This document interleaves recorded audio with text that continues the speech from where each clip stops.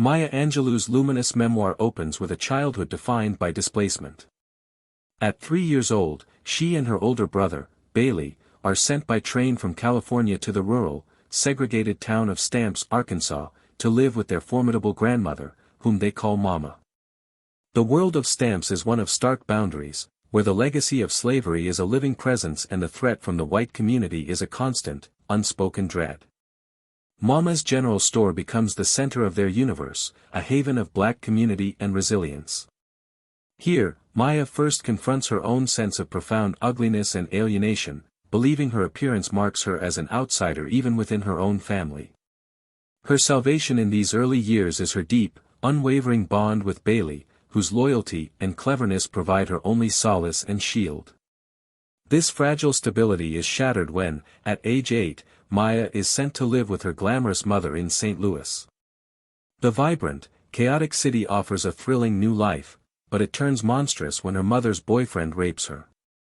The trauma is compounded by the aftermath. The man is killed, likely by Maya's uncles, and the young girl internalizes a devastating belief that her own voice caused his death.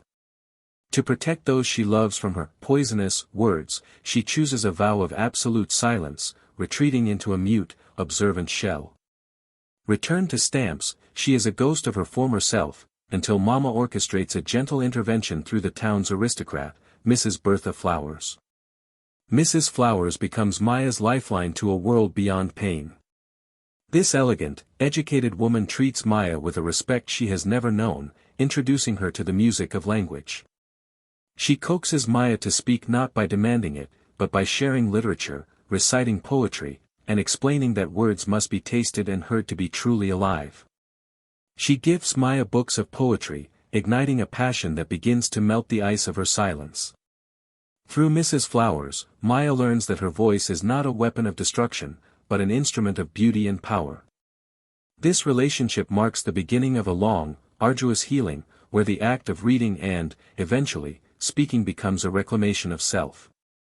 The narrative follows Maya into adolescence as she moves to California during World War II. Living with her mother in San Francisco, she grapples with new complexities, a tumultuous relationship with her charismatic but unreliable father, the challenge of being one of the first black students at a white high school, and the confusing awakening of her own sexuality. A desperate desire for belonging leads her to an impulsive act. She becomes pregnant at 16. Faced with this crisis, however, she does not break. The memoir concludes not with despair, but with a hard-won sense of agency. As she cares for her newborn son, she recognizes her own strength and capacity for love.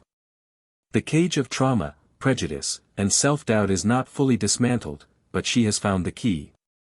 She has learned why the caged bird sings, not a song of joy, but a resilient prayer, a plea for freedom that is, itself, an act of liberation. The story ends on a note of cautious, earned triumph, with the young mother embracing her child and, by extension, her own future, having forged an identity from the very hardships that sought to silence her.